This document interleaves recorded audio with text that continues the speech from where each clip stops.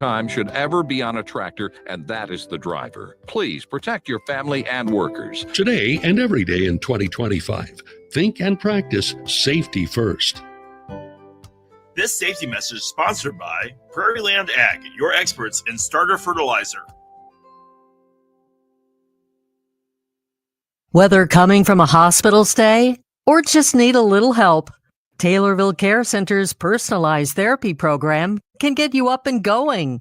Find out more by clicking their icon at TaylorvilleDailyNews.com. Taylorville Schools promote student success because Taylorville schools are A+. Superintendent Brandy Bruley here, asking you to find out all we can offer your students by clicking our icon at TaylorvilleDailyNews.com. Chip Flory here, inviting you to join the conversation as we tackle the current issues of agriculture every weekday morning at 10:06 on the Talk of Central Illinois, News Talk WTIM. I host AgriTalk, the nation's longest-running interview show dedicated to discussing agriculture issues with the newsmakers and include you in the conversation via our toll-free number. We're here weekdays mornings at 10:06. We are AgriTalk.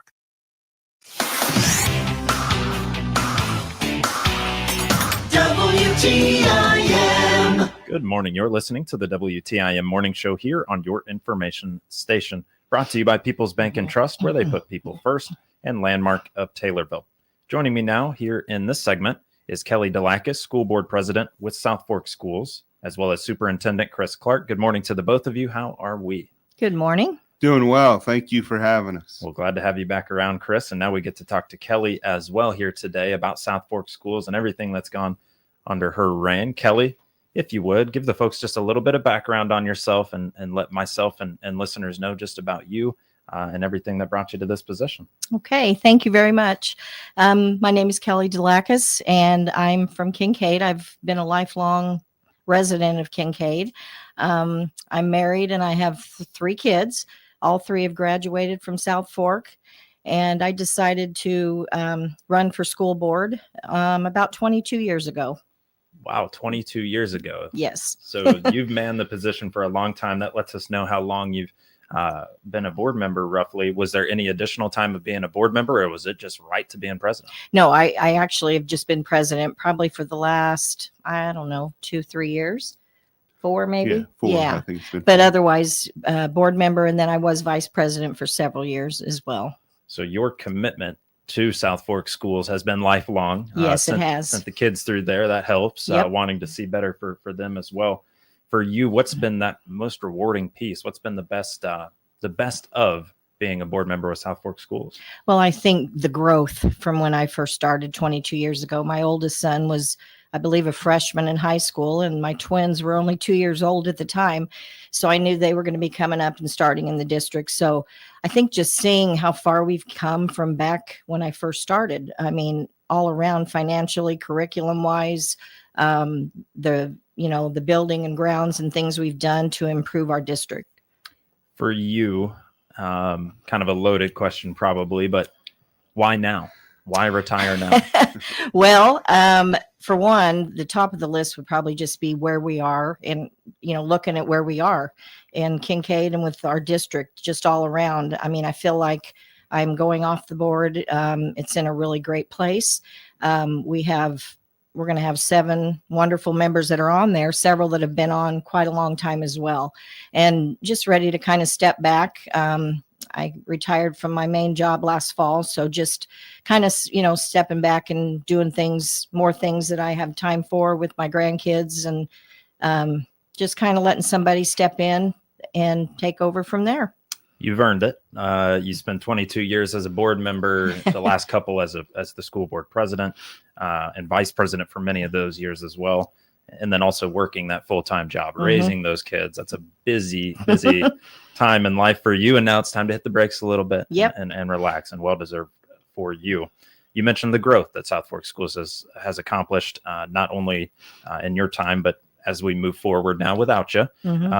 What are some of those accomplishments? What is some of that growth that you've seen? I would say probably around back in 2012 and 13, we just financially were not very stable. We were actually on the watch list.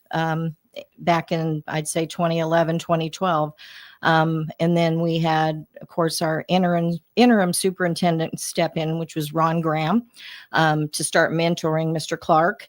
And he was with us for probably about 6 years. And just to see where he brought us from that starting point to where we are now. And it was a process, of course, but just to see us kind of start to flourish and make a lot of progress all around that's the greatest thing about all of this. The thing I'm seeing here, and you mentioned it there as well, 2012, you're on the financial watch list. Yes. To currently today, the highest financial recognition from the ISBE. What's that mean to you and to South Fork schools? Oh, it means everything. Just to see the day in and day out how hard our staff and our administration works to make sure that we stay there. We've been on the financial recognition list now for several years. And like I said, we've worked hard to do that and to maintain that position all around with our, staffing and wages and, increases for teachers. Because we've came so far financially, we've been able to improve in so many other areas. So it's very rewarding. Kelly, let's talk one of those other areas, if you don't mind, curriculum. Yes. So we have done many things to enhance our curriculum. We were able to start taking students up to Capital Area Career Center. It's probably been how many years now, Chris? Probably Right about 7. Yeah. Total. So between that and our students, dual credit classes with Lincoln Land, we feel like we're giving them many opportunities, and the kids have just really, with Capital Area Career Center, we have so many kids going up there and they're already starting a career for themselves in high school. And it's just, a wonderful place for them to go. And every year we have so much interest, and we're taking many kids up there. So to me, that's one great thing. We wanted to make sure back in about 2016 that all kids in the district had a Chromebook. So we worked hard to get to that one-to-one movement so that everybody has a chance with technology and everybody's on the same page. So that was one thing that we worked hard to accomplish, and we're there now. And then our curriculum, K through 12, we've just worked on enhancing that, and we have all new curriculum. Every year we study to see what we need. And so we're just proud to say that we're, in several areas within the district for curriculum wise, we feel like we're offering many, many choices to our kids. And that's the best thing about it. With being more financially stable to the point of which you receive the highest financial recognition, you improve the curriculum as well with that. You touched on personnel a little bit there as well. Obviously, personnel required to get to all these things. How easy has it been for you, or how much easier has it been for you having great personnel behind you? Oh, it's everything. Like I said, administration wise, we have 3 administrators who have longevity in the district, of course.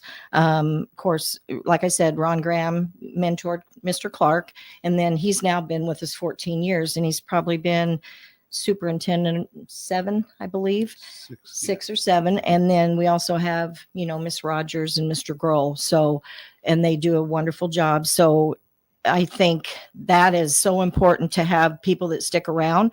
We have many teachers in the district that have been there several years, and we've been fortunate enough, if we have one retire or leave, we've been able to attract great employees. I'm super proud of what we have in our district, from top to bottom, administrative staff, everybody. So retaining those good people can be a struggle, especially for smaller school districts. Yes. But when the finances are right and they're much better than they were, that helps lead that charge a little bit and maintain and retain those people that you really want to have teaching your kids moving forward as well. We talk personnel, we talk curriculum, and we talk finances and how that's improved. With finances improving, I have to also think, at least, that different improvements were made to different school buildings and things of that nature. What projects have we undergone and undertook since you've been on the board? Well, we did a complete high school gym remodel. So in fact, we just kind of enhanced it again this past year, but we put in new windows and the flooring's been upgraded. We've done a lot in there. So that's one great thing. We recently, in the last year, we put in a whole new HVAC and fresh air system. So that's another huge one that we did. We are going to be tuck pointing the building and doing some other window upgrades. And then I think our most recent and probably largest project is our solar project that we just undertook last year. So we're still active right now, and even though we've got a passing of the proverbial torch going on right now, there are still great people in place to continue to lead this charge. One of which is with us here today, Superintendent Chris Clark. Chris, my first question to you would be: how important is it for you to have such a quality school board behind you in the actions that you take as well? Oh, it's everything. I mean, I truly am blessed with the school board that I've had during my tenure at South Fork. They have been very, very supportive, not micromanaging anything, kind of trusting me to do my job and what they've hired me to do. And, you know, a lot of the stuff we would like to take credit for. Absolutely. Mr. Graham was a great mentor that Mrs. Lack has talked about with it. The state has come a long way in finances for school districts. There's no doubt about that, but we were making some very, very hard decisions early on. And you know, we went through COVID during my time as superintendent, which was a tough time for administrators and not knowing what to do. But I still say the hardest thing I've ever done is went and told somebody they don't have a job next year because we cannot financially support that position. And we've been lucky enough with our growth in our everything we're doing for our district that has not had to happen recently. I mean, like I said, in those first couple of years, there were good educators that you just couldn't keep around because the money would not allow it with it. So obviously money leads to flexibility, but also being responsible with that money leads to bigger and better things as well. I don't think she gave herself enough credit on being financially sound and the board's willingness to know once they get to that financial sound state of how dedicated they were to their employees. If you go back and do some of the research on our contracts that we've given to some of our teachers, we went from one of the lowest paying districts throughout the state to very competitive wages now for our employees. So obviously, building that financial base was strong, but they also knew building the personnel base was just as important and willing to spend that money whenever we had it to invest in the future. You mentioned luck, and there's a little element of luck in everything, but some of that is, of course, hard work and dedication to being more financially stable.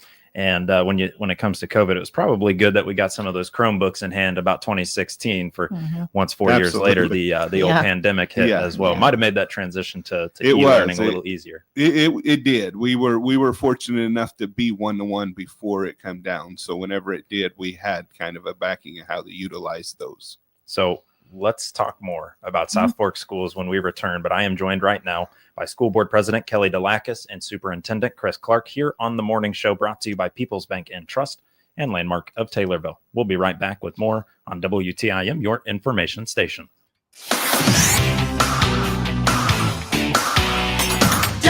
WTIM. Listen for Taylorville Tornado baseball, softball, and Little League games on New Country 104.1 and stream live on TaylorvilleDailyNews.com. You'll hear selected boys baseball, girls softball, and Little League games brought to you by McLean Food Service, First National Bank, and Advanced Eye Care, all in Taylorville. The purple and gold are coming your way. The Taylorville Tornadoes are going to do it today. Finding time to book a doctor's appointment can be tough, but at the SIU Center for Family Medicine, they make it easy. Book online to choose the time that works best for you. Whether it's a routine checkup or managing a chronic condition, scheduling is just a click away. Click their icon on TaylorvilleDailyNews.com to learn more and start booking today. The SIU Center for Family Medicine in Taylorville, making your health a priority. Hi, I'm Peyton Langen, Mental Health Case Manager at Christian County Health Department in Taylorville. When life gets overwhelming, I'm here to help you navigate local resources. If you need assistance setting up peer counseling appointments, I'm here to help. If you're looking for community support, social services, housing options, or help with Social Security, I'm your go-to person for local resources when you need someone to come alongside you. The best part, my services are completely free. Visit us at 730 North Pawnee in Taylorville and let me help you take the next step forward. You don't have to do this alone. Seeing is believing, and your new customers can now hear and see your message. Deliver your message on our 6 Miller Media Group radio stations. And now, potential customers will see your message on our new 36 by 72-inch two-sided electronic sign installed in front of our Taylorville studios on Illinois Route 29. You have the opportunity of having your message seen by over 11,200 drivers a day. Contact your Miller Media Group account manager today and deliver your message through your potential customers' ears and eyes. WTIM listeners from Witt to Shelbyville and Awanaco to Ramsey can now hear your information station even clearer at a new place on the FM dial. WTIM now has an additional dial position at 107.9, transmitting at some 280 feet from a tower on the south edge of Pana. Hear the latest local news and agriculture information, swap shop, and more in southern Christian, northern Fayette, and eastern Montgomery counties from WTIM. Even better now at 107.9 FM. Set a button on your radio for WTIM in the Pana area now at 107.9 FM. Peyton Langen here, mental health case manager at Christian County Health Department in Taylorville. When life gets overwhelming, I'm here to help you navigate local resources, and most of our services are completely free. Find out more by clicking our icon at TaylorvilleDailyNews.com. You don't have to do this alone. Here's Dr. Pavi Gill from Springfield Clinic, Taylorville. Lifestyle medicine is about motivating you to improve your quality of life by changing habits and behaviors. Find out more by clicking Dr. Gill's icon at TaylorvilleDailyNews.com. WTIM.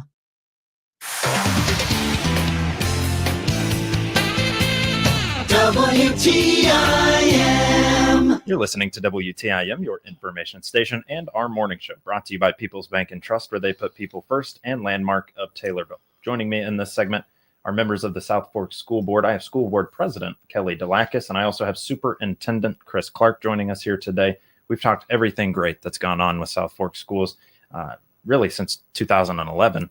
And also the 22 years in which you've been a board member.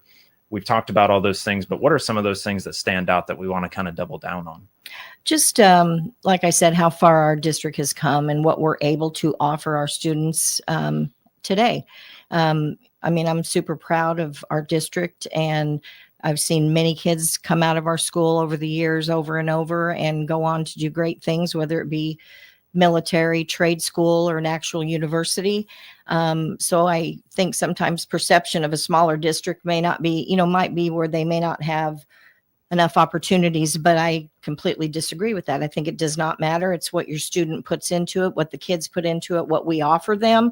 I think any student, no matter where they're at, school-wise, size-wise, can go on to do great things as long as they put the commitment in and they have the opportunities within the school. And I feel like we have great opportunities right now. A couple of which being the Capital Area Career Center, your college pathway program, and with Lincoln Land Community College, and also access to different resources as well.